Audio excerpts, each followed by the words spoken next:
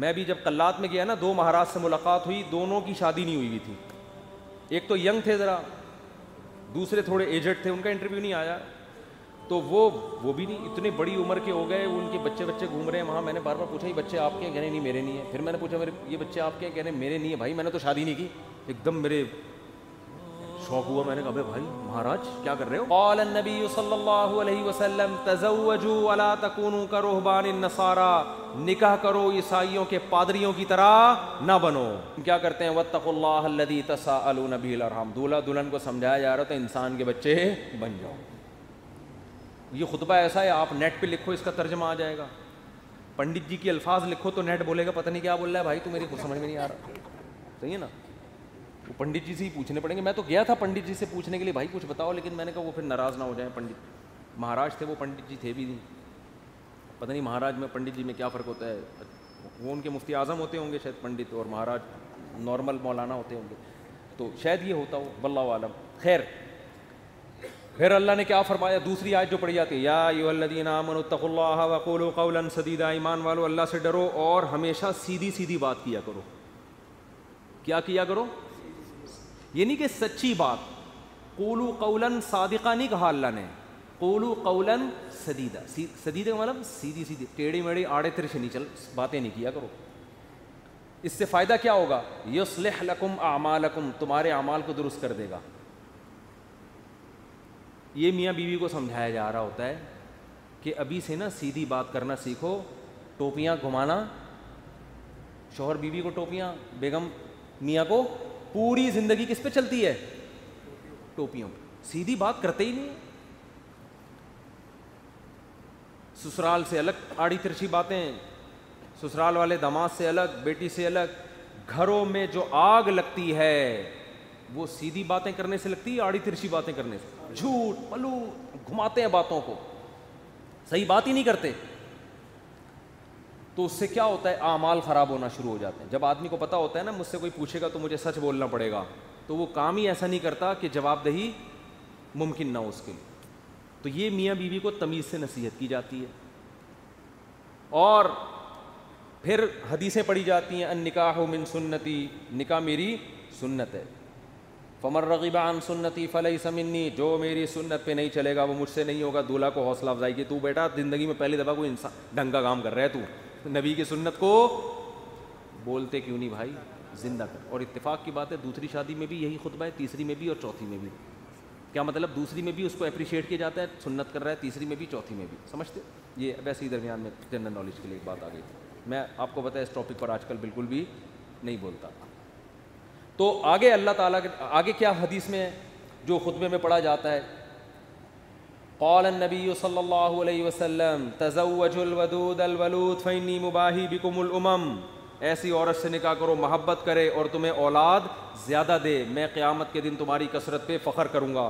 میاں بیوی کو سمجھایا جاتا ہے نسل مت روکنا, تمہارا ملاپ پائیدار, کامیاب, خوشیوں بھرا اور آخرت میں ترقی کا سبب جبھی ہو سکتا ہے جب تم دونوں اولاد کی کثرت چاہو. شروع میں ہی چاہتے ہیں کہ ہمارے اولاد نہ ہو, اس کی بھی نفی کی گئی. اور کیا پڑھا جاتا ہے خطبے میں؟ وقال النبی صلی اللہ علیہ وسلم تزوجوا ولا تکونوا کرہبان النصارى, نکاح کرو عیسائیوں کے پادریوں کی طرح نہ بنو. میں بھی جب قلات میں گیا نا 2 مہاراج سے ملاقات ہوئی, دونوں کی شادی نہیں ہوئی تھی. ایک تو ینگ تھے ذرا, دوسرے تھوڑے ایجڈ تھے, ان کا انٹرویو نہیں آیا. تو وہ بھی نہیں, اتنے بڑی عمر کے ہو گئے, ان کے بچے گھوم رہے ہیں وہاں. میں نے بار بار پوچھا یہ بچے آپ کے ہیں؟ کہنے نہیں میرے نہیں ہیں. پھر میں نے پوچھا یہ بچے آپ کے ہیں؟ کہنے میرے نہیں ہیں. بھائی میں نے تو شادی نہیں کی. ایک دم میرے شوق ہوا, میں نے کہا بھائی مہاراج کیا کر رہے ہو؟ اس میں پرانے کوئی ڈائلاگ یاد ہے نا, وہ مہاراج اس طرح کے ایک دم اسٹائل سے آتا تھا, وہ مہاراج. تو میرے منہ سے ایک دم مہاراج آپ اپنی ایج دیکھو, تو کیسے ہی گزارا ہو رہا ہے. تو انہوں نے کہا بھائی ہم جو مندر کے لیے قربانی دیتا ہے نا, پھر اپنے پرانے والے مہاراج کی انہوں نے مجھے تصویر دکھائی, یہ میرے پیر تھے, ان کا میں نائب بنا تھا. تو جو اپنے آپ کو مندر کی خدمت کے لیے وقف کر دیتا ہے, شادی نہیں کرتا کہ بس مندر کی خدمت ہی کرنی ہے, وہ پھر اس مندر کا مہاراج بنتا ہے. ان کا مذہب ہوگا, میں ان پہ طنز نہیں کر رہا, وہ ان کا جو مذہب ان کو سکھاتا ہے. میں نے ان سے کہا لیکن مجھے تو موقع مل گیا, میں نے کہا آپ کا مذہب آپ کو یہ کہتا ہے کہ آپ شادی نہ کریں, ہمارا مذہب ہمیں یہ کہتا ہے کہ مر رغب عن سنتی فلیس منی. نبی نے فرمایا جو نکاح نہ کر کے میری سنت سے اعراض کرے گا اس کا مجھ سے کوئی تعلق نہیں. اور حبب الی النساء والطیب, نبی نے فرمایا دنیا میں 2 چیزیں محبوب ہیں, ایک نکاح کی کثرت اور ایک خوشبو.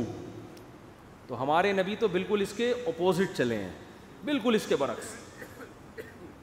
تو یہ نہیں کہ نکاح کرنا ہے, کثرت نکاح کی ترغیب ہے. میں نے کہا ہم تو رہبانیت کے بالکل اگینسٹ چلتے ہیں. تو مجھے اس وقت وہ حدیث سمجھ میں آئی کہ آپ عیسائی بھی یہ کرتے تھے, پادری, نکاح نہیں کرنا. تو ہمارے نبی نے فرمایا تم نے ان کو فالو نہیں کرنا, نا ہم تو کثرت سے. تو مجھے لگ رہا تھا وہاں بیٹھ کر کہ یہ جو مہاراج ہیں وہ مہاراج کے چہرے پر نا افسردگی کے آثار تھے. یہ پہلے والے جو مہاراج جن کا انٹرویو آیا یہ تو پھر بھی ینگ تھے, تھوڑے سے اچھے صحیح. دوسرے والے مہاراج افسردہ, گھٹنوں میں بھی پرابلم, کچھ مسائل بھی تھے بیماریوں کے. تو میں مہاراج سے ریکویسٹ کرنے والا تھا کہ کر لیں شادی, یہ مسائل آپ کے نیچرل لائف کا کوئی آلٹرنیٹ نہیں ہے. مندر کی خدمت شادی کر کے بھی ہو سکتی ہے.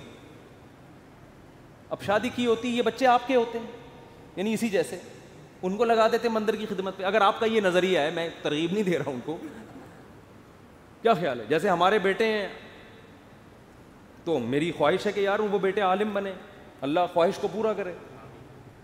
مہاراج میں جو باتیں آپ سے کر رہا ہوں آپ تنہائی میں بیٹھ کے ان باتوں پہ غور کریں. اب اللہ کرے اب تک کر رہے ہو غور. چکر میں تو ڈال دیا ہم نے, مہاراج کو ہم نے چکر میں ڈال دیا. مہاراج اب بیٹھ رہا ہوگا یار مسئلہ کیا ہے بات تو صحیح کی ہے, بندے نے زندگی بھی برباد کر دی. پھر میں نے مہاراج سے بھی کہا, میں نے کہا یہ بھی دیکھ لینا کہ آخرت میں اس شادی نہ کرنے کا کوئی ثواب بھی ملے گا. ایسا نہ ہو کہ نہ یہاں کے رہے نہ وہاں کے رہے. قرآن کہتا ہے الذین ضل سعیہم فی الحیاۃ الدنیا وہم یحسبون انہم یحسنون صنعا. قرآن کے الفاظ ہیں. بھائی ہندو یہ نہ سمجھیں کہ میں تو اسلام کی بات کروں گا نا, آپ کا مذہب اگر یہ کہتا ہے تو ٹھیک ہے بھائی آپ اس کو فالو کریں, آپ کو نہیں سمجھ میں آ رہا تو ہم کیا کہہ سکتے ہیں. لیکن ہمارا جو مذہب ہے وہ ہمیں کیا کہہ رہا ہے, وہ یہ کہہ رہا ہے کہ الذین ضل سعیہم فی الحیاۃ الدنیا. کچھ لوگ دنیا میں ایسے ہیں کہ جن کی کوششیں برباد ہو جائیں گی دنیا میں, حالانکہ وہ یہ سمجھ رہے ہیں کہ وہ بہت اچھا کام کر رہے ہیں. دیکھو ایک آدمی غلط کام کر رہا ہوتا ہے, غلط کو غلط سمجھ کے, اس کو پتا ہے بھائی چرس پینے کا آخرت میں کوئی ثواب ملے گا, اور چرسی کو امید بھی نہیں ہوتی. وہ کہہ رہا ہے یار مجھے پتا ہے آخرت میں بربادی ہے لیکن اب مزے اڑا لوں تھوڑی دیر کے. ہیروئنچی کو پتا ہے آخرت میں بربادی ہے مگر مزے اڑا لو. زانی کو پتا ہے آخرت میں بربادی ہے مگر مزے اڑا لو. لیکن کچھ لوگ ایسے ہوتے ہیں جو بڑی محنت کر رہے ہوتے ہیں, اپنی حلال خواہشات کو بھی قربان کر رہے ہوتے ہیں, اور وہ سمجھ رہے ہوتے ہیں آخرت میں مل جائے گا بدلہ. اللہ کہتے ہیں نہ دنیا میں ملے گا اور نہ آخرت. کیونکہ پیپر جو اللہ نے بنایا ہے نا اس کو فوکس کرنا ہے آپ نے. پیپر فزکس کا ہے اور آپ ریاضی کے مشکل ترین سوالات لے کے بیٹھ گئے, اور جو فزکس کا آسان سوال تھا اس کا آپ اس کو حل نہیں کر رہے.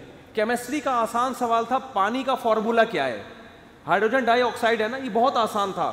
آپ کہہ رہے تو بہت آسان ہے یار, یہ نہیں حل کرتا مجھے اصل میں ایک فزکس کا ایک بڑی پیچیدہ ایکویشن ہے اس کو میں حل کر سکتا ہوں. اس کو بیٹھ کے آپ نے حل کرنا شروع کر دیا.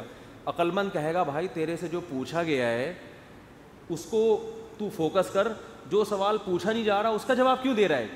اب آپ جواب میں کہیں یار دیکھو میری اتنی محنت کر کے میں نے فزکس کی اس ایکویشن کو حل کیا ہے, میں یہ سوچ بھی نہیں سکتا کہ ممتحن اور ایگزامینر میری اس محنت کو ضائع کر دے, یقیناً 100 نمبر دے گا. اس سے کیا ہے 100 نمبر تجھے ہائیڈروجن ڈائی آکسائڈ لکھ دیتا مل جاتا ہے. آپ کے اتنے آسان سوال کے 100 نمبر نہیں ہو سکتے. یہ دلیل صحیح ہوگی نہیں یاری بات میرا خیال ہے. او بھائی یہ دلیل بالکل غلط ہوگی کہ یہ نہیں دیکھا جاتا کہ سوال مشکل ہے یا آسان. ہم نے دیکھا نا یوٹیوب پہ ایک ہندو کرالنگ کرتا ہوا پتہ نہیں دلی سے یو پی جا رہا ہے یا کہاں جا رہا ہے, لیٹ کے کہہ رہا ہے بھائی یہ پتہ نہیں کون سے بھگوان ہے جس کی روح خوش ہو جائے گی اس سے. تو آپ محنت بہت کر رہے ہیں, اس کا رزلٹ کیا ہے؟ 0. نبی صلی اللہ علیہ وسلم کو اطلاع ملی نا کہ ایک پیدل حج کرنے جا رہا ہے کوئی, منت مانی بھی اور طاقت بھی نہیں تھی. آپ نے فرمایا اللہ کو اس کی ضرورت نہیں ہے کہ تم اپنے آپ کو اس مصیبت میں ڈالو, یہ تو تمہاری اپنی تمہاری وہ ہے نا. اگر آپ میں استطاعت نہیں اور آپ پیدل جا رہے ہیں حج کرنے کے لیے تو یہ وہ چیزیں جو آپ نے اپنے اوپر لازم کر لی ہیں. تبھی قرآن کہہ رہا ہے لا تحرموا طیبات ما احل اللہ لکم, جو پاکیزہ چیزیں اللہ نے حلال کر دی ان کو حرام مت کرو, اپنے اوپر خامخواہ کی پابندیاں مت لگاؤ. ان پابندیوں سے تم تو ڈپریشن میں جا سکتے ہو, صحت برباد کر سکتے ہو. یہ ہم سے امیدیں مت لگانا کہ آخر میں تمہیں آخرت میں اس کا اجر ملے گا. 0 نمبر ہوں گے تمہارے, بلکہ الٹا گناہ ہوگا. تو میں ان سے کہہ رہا تھا بھائی تم شادی کر لیتے, بیوی بچے ہوتے, تمہاری ڈیزائرز پوری ہوتی ہیں, صحت اچھی ہوتی, تمہیں اولاد ملتی, اولاد کے تو دیکھ کے انسان کی بانچیں کھل جاتی ہیں. لیکن مہاراج کا اپنا نظریہ, وہ اپنی سوچ. بہرحال یہ بات, ہاں نکاح کے خطبے کی بات کر رہا تھا. تو نبی نے کیا فرمایا, تزوجوا ولا تکونوا کرہبان النصارى, نکاح کرو بھائی راہبوں کی طرح مت بنو. وہ سمجھتے ہیں نہ کر کے اللہ کو خوش کر لیں گے, ایسا نہیں ہے. نکاح کرنے سے اگرچہ تمہاری خواہش پوری ہو رہی ہے, تمہاری ڈیزائرز پوری ہو رہی ہیں, تمہارے لیے ایک لذت کا سامان پیدا ہو رہا ہے, لیکن اس ڈیزائرز پوری کرنے سے اللہ ناراض نہیں ہوتا, بلکہ اللہ اور خوش ہوتا ہے. کیونکہ اللہ نے یہ رکھی اس لیے کہ تاکہ مرد عورت کے حقوق اٹھائے, ذمہ داریاں اٹھائے, اس کی اولاد کی تربیت کرے. اگر یہ ڈیزائرز پوری کرنے پر پابندی لگا دی جاتی, عورتوں کا بھی بیڑا غرق ہوتا اور تمہارا بھی, اور نسل بھی نہ بڑھتی جو اللہ چاہتا ہے. تو اب اصل جو میں ٹاپک کی طرف آتا ہوں, کتنا اچھا خطبہ ہے نا, یہ دولہا دلہن کو سمجھایا جا رہا ہے. وہ تو الگ بات ہے, دولہا دلہن خطبہ سنا اور پتلی گلی سے نکل لی, پوچھتے ہی نہیں کہ مفتی صاحب کچھ ترجمہ کرا دو, کیا کہا تھا, نصیحتیں. وہ تو ان کا اپنا ہیڈیک ہے نا, یہ اللہ کا قصور نہیں ہے.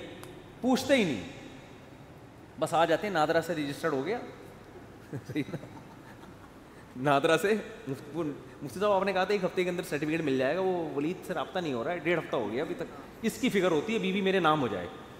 میں ان سے کہتا ہوں دیکھو بیوی تمہاری ہو گئی ہے, نمبر پلیٹ ایشو ہو جائے گی تھوڑے دن. وہ ان کو فکر ہوتی ہے نا, ڈاکومنٹس نہیں بنے. میں نے کہا بھائی ابھی تمہارے نام رجسٹرڈ بھی ہو جائے گی, فی الحال بیوی کے ماتھے پہ لگاؤ اپلائڈ فار رجسٹر. یعنی یہ بک ہو چکی ہے, اب اس سے کوئی اور شادی کی کوشش نہ کرے, یہ لکھ دو اس پہ. اگر بہت زیادہ آپ کو خطرہ ہے نا, بھاگ نہ جائے, کہیں نہیں بھاگے گی انشاءاللہ. اور اگر سلوک اچھا نہیں ہے تو رجسٹر ہونے کے بعد بھی بھاگ جائے گی, ہوتا ہے ایسا.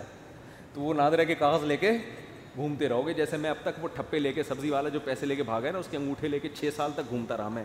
انگوٹھا ابھی بھی رکھا, میں نے پھاڑ کے پھینک دیا. میں نے کہا یار انگوٹھے پہ تو کیس ہو نہیں سکتا. دل تو چاہ رہا تھا اس انگوٹھے کو پکڑ کے لگاؤں میں کھینچ. تو یہ کاغذات دھرے کے دھرے رہ جاتے ہیں. تو